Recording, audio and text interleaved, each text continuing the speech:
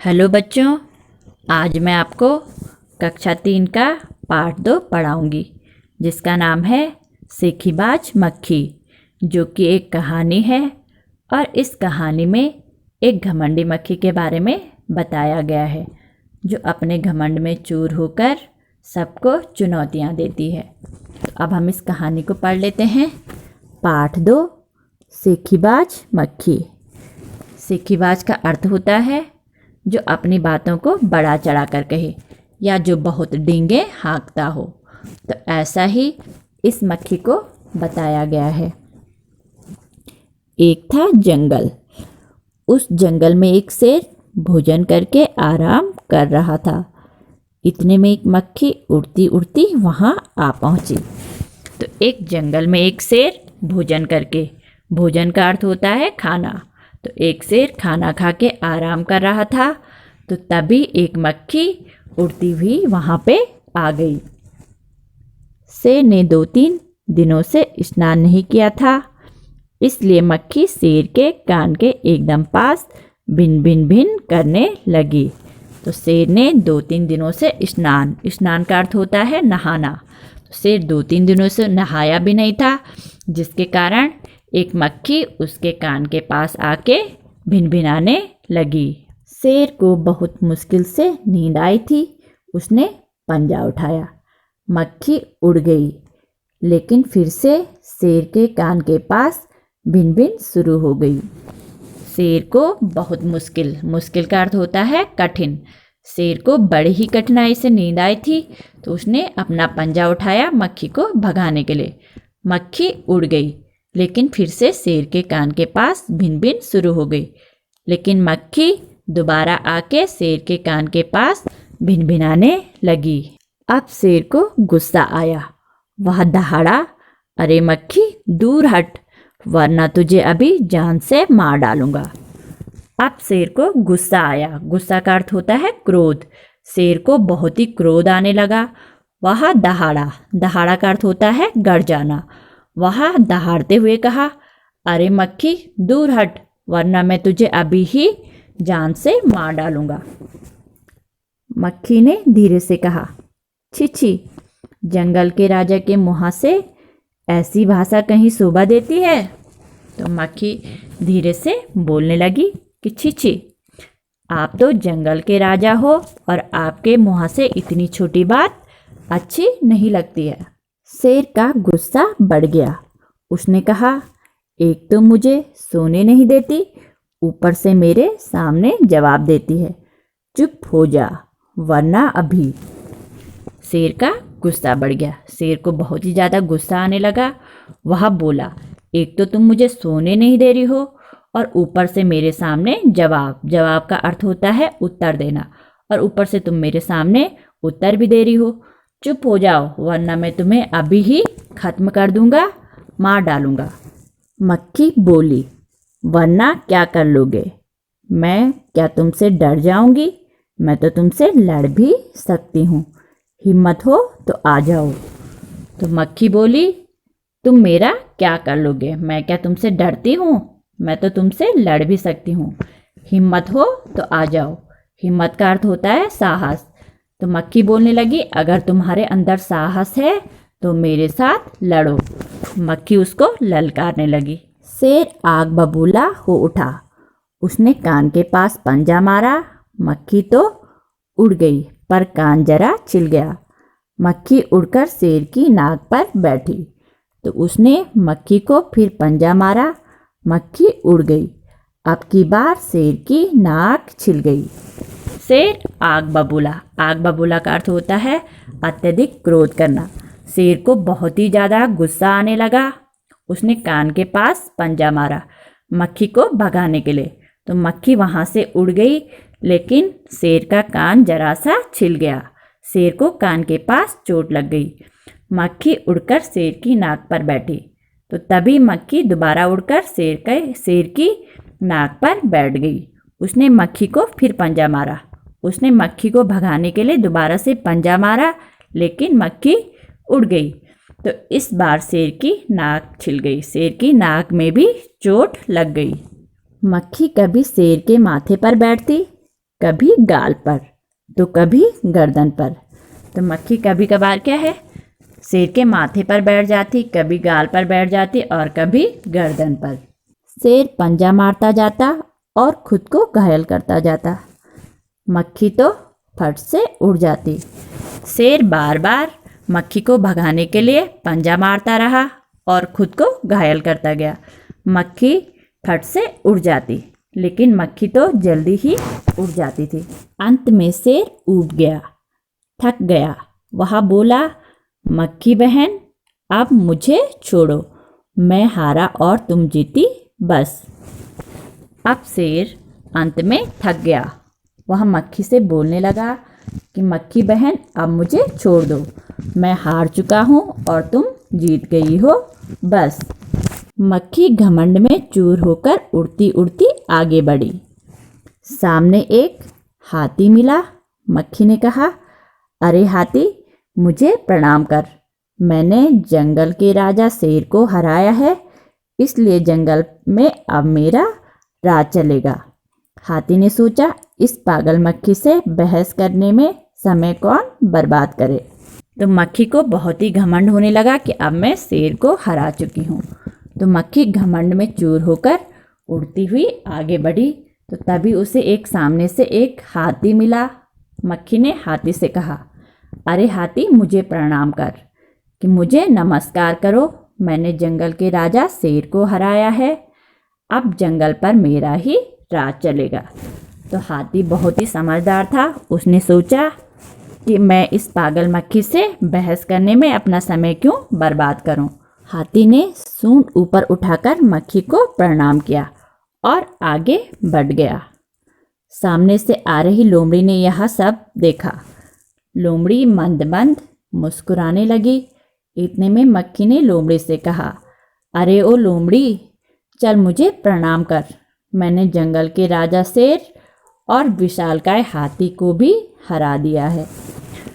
तो हाथी तो बहुत ही समझदार था। तो उसने अपनी सूंड को ऊपर उठा के मक्खी को प्रणाम किया और आगे चल दिया। तभी सामने से एक लोमड़ी ने यह सब देख लिया था। लोमड़ी मंद मंद मुस्कुराने लगी। तो लोमड़ी धीरे धीरे से हंसने लगी। इतने में मक्खी ने लोमड़ी से कहा। तो मक्खी ने फिर लोमड़ी से भी कहा, अरे ओ लोमड़ी, चल मुझे प्रणाम कर, मुझे नमस्कार कर। मैंने तो जंगल के राजा शेर और विशालकाय का अर्थ होता है बड़े शरीर वाला, मैंने तो बड़े शरीर वाले हाथी को भी हरा दिया है। लोमड़ी ने उसे प्रणाम किया, फिर धीरे से बोली, धन्य हो मक्खी रानी, धन्य हो। धन्य है आपका जीवन और धन्य है आपके माता पिता। तो लोमड़ी ने भी मक्खी को प्रणाम किया, क्योंकि लोमड़ी तो बहुत ही चालाक होती है। तो वह क्या है, मक्खी की प्रशंसा भी करने लगी कि धन्य हो मक्खी रानी, धन्य हो। तो तुम तो धन्य हो और तुम्हारा जीवन भी धन्य है। आपके माता पिता भी धन्य हैं जिन्होंने आप जैसी बहादुर मक्खी को पैदा किया। लेकिन मक्खी रानी, उधर वह मकड़ी दिखाई दे रही है ना, वह आपको गाली दे रही थी, उसकी जरा खबर लो ना। तो लोमड़ी कहने लगी मक्खी से कि मक्खी रानी, वह एक मकड़ी के जाले की तरफ इशारे करते हुए बोलने लगा कि वहाँ देखो, वहाँ पे एक मकड़ी है ना, वो आपको कब से गाली दे रही है, आप जरा जाके उसकी खबर लो ना, उसको जरा देखो ना, उसका दंड दो ना। यह सुनकर मक्खी गुस्से से लाल हो उठी। मक्खी बोली, उस मकड़ी को तो मैं चुटकी बजाते खत्म कर देती हूँ। तो यह बात सुनकर मक्खी गुस्से से लाल हो गई, उसे बहुत ही ज़्यादा गुस्सा आने लगा। तो मक्खी बोली, उस मकड़ी को तो मैं चुटकी बजाते ही खत्म कर देती हूँ, कि मैं क्या हूँ, उस मकड़ी को एकदम से जल्दी से ही खत्म का अर्थ होता है नष्ट कर दूंगी, मैं तो उसको एकदम से ही नष्ट कर दूंगी। यह कहते हुए मक्खी मकड़ी की तरफ झपटी और मकड़ी के जाले में फंस गई। मक्खी जाले से छूटने की ज्यों कोशिश करती गई, त्यों त्यों और भी अधिक फंसती गई। अंत में वह थक गई, हार गई। यह देखकर लोमड़ी मंद मंद मुस्कुराती हुई वहां से चलती बनी। अब यह कहते हुए मक्खी मकड़ी की तरफ झपट पड़ी और मकड़ी के जाले में फंस गई। मक्खी जाले से छूटने की जो कोशिश करती गई त्यों तो और भी फंसती गई। तो जैसे ही मक्खी जाले में गई और वहाँ पे फंस गई, लेकिन वह अपने को बचाने के लिए जैसे जैसे प्रयास करने लगी वह और ज़्यादा ही उसमें फंसने लगी। अंत में वह थक गई, हार गई। लेकिन लास्ट में अंत में बाद में वह थक गई और हार गई। यह देखकर लोमड़ी मंद मंद मुस्कुराती हुई वहाँ से चलती बनी। ये सब देखकर लोमड़ी मंद मंद का अर्थ होता है धीरे धीरे। लोमड़ी धीरे धीरे मुस्कुराती हुई वहाँ से चली गई। इस कहानी के लेखक हैं योगेश जोशी जी। तो इस कहानी का निष्कर्ष यह है कि हमें किसी व्यक्ति अथवा प्राणी को परेशान नहीं करना चाहिए और किसी की मजबूरी का लाभ या फायदा नहीं लेना चाहिए, क्योंकि अनुचित तरीके से लिया गया लाभ हमारे घमंड को बढ़ाता है, जिसमें चूर होकर प्राणी सही और गलत कार्य में अंतर नहीं समझ पाता है, जिसमें वह भविष्य में अनेक मुसीबतों परेशानी में फंस जाता है, जैसा कि सेखीबाज मक्खी के साथ हुआ। अब हम अभ्यास शुरू करते हैं। कैसी लगी कहानी? कक्षा में साथियों के साथ बातचीत करो। पहला है, तुम्हें कहानी में कौन सबसे अच्छा लगा, क्यों? तो हमें कहानी में सबसे अच्छी लोमड़ी लगी, क्योंकि उसने बड़ी ही समझदारी से घमंडी मक्खी को मकड़ी के जाल में फंसाकर मार दिया था। अब दूसरा है, मक्खी मकड़ी के जाल में फंस गई थी, फिर क्या हुआ होगा? कहानी आगे बढ़ाओ। तो जब मक्खी मकड़ी को पकड़ने के लिए उसके जाल में घुसी तो वो वहाँ पे फंस गई। उसने जाल से निकलने की बहुत कोशिश की, लेकिन वह जितनी कोशिश करती उतनी ही उसमें फंसती जाती। तो इस तरह से उसका घमंड चूर चूर हो गया और अंत में वह मर गई। कहानी का नाम। अगर कहानी का नाम मक्खी को ध्यान में न रखकर लोमड़ी और शेर को ध्यान में रखकर लिखा जाता तो उसके क्या क्या नाम हो सकते थे? तो अगर हम लोमड़ी को ध्यान में रखकर कहानी को नाम दें तो इसे हम चतुर लोमड़ी या समझदार लोमड़ी नाम दे सकते हैं। और अगर हम शेर को ध्यान में रखकर कहानी को नाम दें तो हम इसे मूर्ख शेर या आलसी शेर नाम दे सकते हैं। अब तुम कहानी के लिए एक और नया शीर्षक सोचो। यह शीर्षक कहानी के किसी पात्र पर नहीं होना चाहिए। कहानी की किसी घटना के बारे में शीर्षक हो सकता है। अब हमें इस कहानी को एक नया शीर्षक देना है, तो हम इसको शीर्षक देंगे जैसी करनी वैसी भरनी, या हम इसको घमंडी का सिर नीचा शीर्षक दे सकते हैं। शेर की जगह तुम। मक्खी ने जब शेर को जगाया तो वह आग बबूला हो गया। तुम्हें जब कोई गहरी नींद से जगाता है तो तुम क्या करते हो? तो अगर हमें कोई गहरी नींद में जगाता है तो हम गुस्सा होकर बोलते हैं कि अभी मुझे सोने दो, मैं थोड़ी देर में उठ जाऊंगी। मक्खी उड़ाते उड़ाते शेर ऊब गया था, तुम क्या करते करते ऊब जाते हो? तो कभी कभार हम खाली बैठे बैठे भी ऊब जाते हैं, बहुत देर तक पढ़ते पढ़ते भी ऊब जाते हैं, और अगर हमारा कोई दोस्त अपनी एक ही बात को कई बार सुनाता है तो हम उससे भी ऊब जाते हैं। मान लो तुम शेर हो, मक्खी ने तुम्हारे साथ जो कुछ भी किया वह लोमड़ी को बताओ। तो अगर मैं शेर होती तो मैं लोमड़ी को बताती, लोमड़ी बहन, इस मक्खी ने तो मुझे बहुत ही परेशान किया है, तंग किया है। यह ना तो मुझे सोने देती है और ना ही मुझे आराम करने देती है, और जब मैं इसको मारने की धमकी देता हूँ तो यह मुझे लड़ने को कहती है, और जब मैं उसको मारने की कोशिश करता हूँ तो खुद को भी घायल कर जाता हूँ। इसने तो मुझे बहुत ही ज़्यादा परेशान कर लिया है, अब आप ही मुझे इससे बचा लो। शेर तो भोजन करके आराम कर रहा था, तुम खाना खाकर क्या करते हो? तो हमें बताना है कि हम खाना खाकर क्या करते हैं। अक्सर, कभी कभी। तो हम इसमें लिखेंगे अक्सर आराम करते हैं, कभी कभी टेलीविज़न भी देख लेते हैं। शेर ने भोजन में क्या खाया होगा? तुम क्या क्या खाते हो? तो शेर केवल जंगली जानवरों का ही मांस खाता है, तो यहाँ पे हम जानवरों के नाम भी लिख सकते हैं। तो इसमें हम लिखेंगे, पहला लिखेंगे हिरन, दूसरा लिखेंगे लोमड़ी, तीसरा लिखेंगे बकरी। तुम क्या क्या खाते हो?